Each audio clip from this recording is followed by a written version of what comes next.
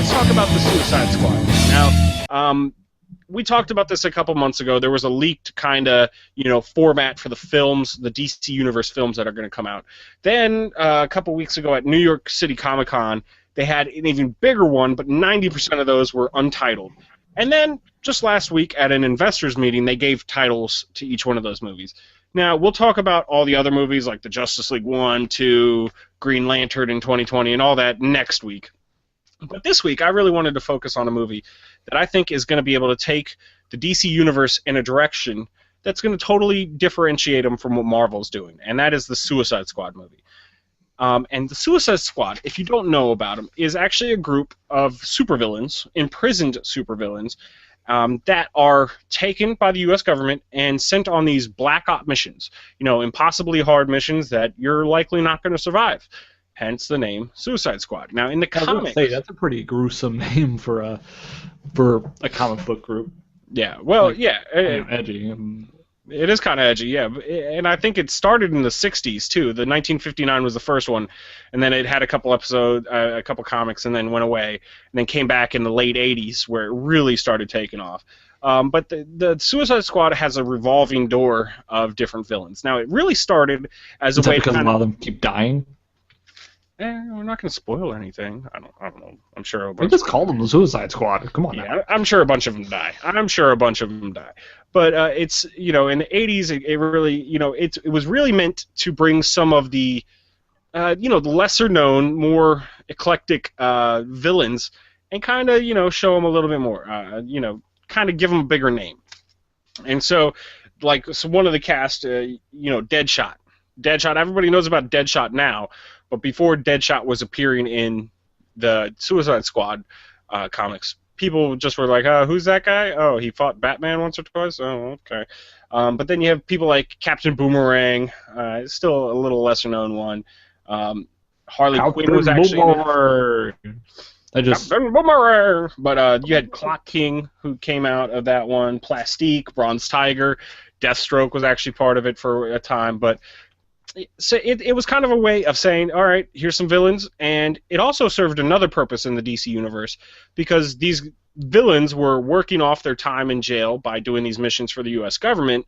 It also kind of made sense, how do these villains always get out of jail all the time?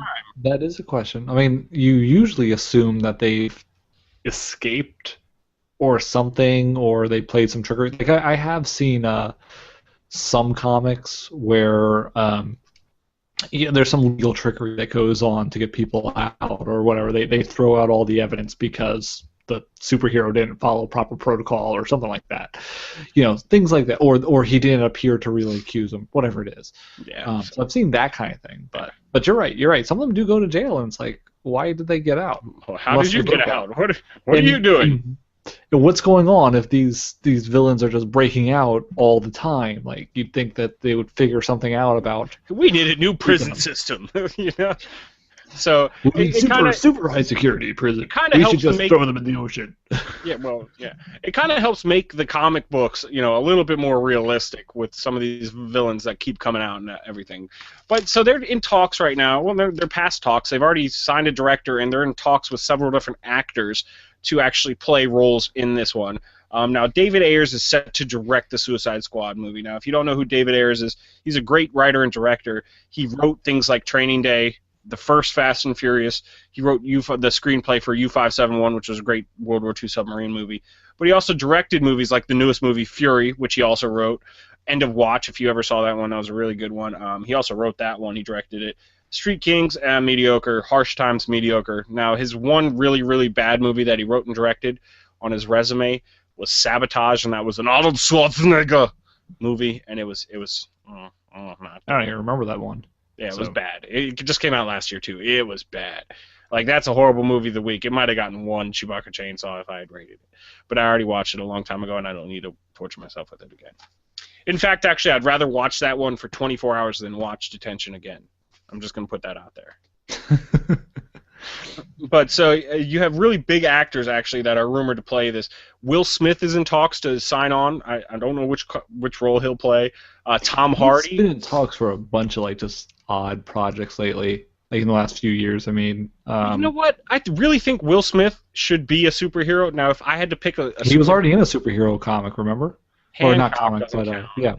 That Well, doesn't count. that's probably why he might not be in more, because it's like No, but the he would one that be he chose great. was Hancock. Yeah, but he would be good in one. And you know what? I would really like to see him play. I'd like to see him play. What's the John? I can't remember his last name. The Green Lantern, the Black Green Lantern. Yeah, No, yeah. even make him Hal Jordan and change the character That to was a Black. better Green Lantern, in my opinion. I liked him more, but maybe that's because I know that iteration Green Lantern a little better because I wasn't around for the first group. So I don't know. But I even think he would make a great Hal Jordan Green Lantern. I just think that Will Smith could probably play that pretty well. Not saying that Ryan Reynolds wasn't a good Hal Jordan. It just he wasn't in a good superhero movie with the Green Lantern then. But that's kind of neither here nor there. And you also have Margot Robbie. I don't really know who that is, but she's apparently big and famous. But also close to sign. Those are all people close to signing, and they're also talking about how DC's kind of creating its own cinematic universe similar to Marvel. And we have heard that Jesse Eisenberg is going to play Lex Luthor in the Batman vs Superman: Dawn of Justice movie, and they are saying that he might be one of the group members of the new Suicide Squad in the movie. So now, as I'm not. I don't know about Lex Luthor being in there because he's definitely one that I would imagine doesn't get into jail very much because he's careful for one, to have to have enough separation from things so things don't trace back to him as much, definitively, and he has so much money, he just manipulates the system, and he literally manipulates the system. He controls so much going on. So it would be kind of interesting. Now again, that sounds like a young Lex Luthor, but and I'm also not really sold on Jesse Eisenberg being Lex Luthor. Now I wasn't sold on Heath Ledger being the Joker, and he came out and surprised us all. So yeah, we'll have to see about that. But that's they're talking about bringing him in there. I'm just thinking about who Will Smith would be in the Suicide Squad.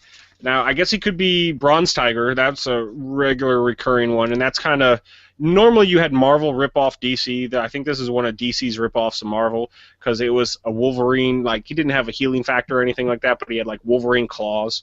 So that might be an interesting one. Deathstroke, I could see Will Smith being a really cool Deathstroke, but I could also see Tom Hardy being an awesome Deathstroke. So probably Tom Hardy for Deathstroke. But maybe Captain Boomerang. Who knows? Maybe just anyone. Who knows? It's Will Smith. What? He would be good as anyone. He would be good as any of them. That is true. But there is a huge cast of villains that you could draw from. I mean, the ones I already mentioned, but plus you have Enchantress. Penguin was part of that group. Parasite, he's a big villain in the DC universe. Harley Quinn was actually really famous as a member of the Suicide Squad. She makes some sense. She would be pretty cool in there. Poison Ivy was a Suicide Squad member. You also had Batman and Atom and join up with the groups every now and then because they're going on these crazy secret missions. Black Adam was apparently there. At one point, they have Oracle, who is Barbara Gordon after she's been shot by the Joker and she's in a wheelchair. She's kind of like their information broker. Clock King would be cool. There's plenty of really cool characters. And it's interesting because they could diversify the group of superheroes. Because if we follow Marvel's trend, it's going to be white, middle-aged men, like in their 30s to 45. That's all the superheroes you get from them. What? I mean, that's all Marvel gives you. They give you white guys Marvel between or DC? 30 and 45.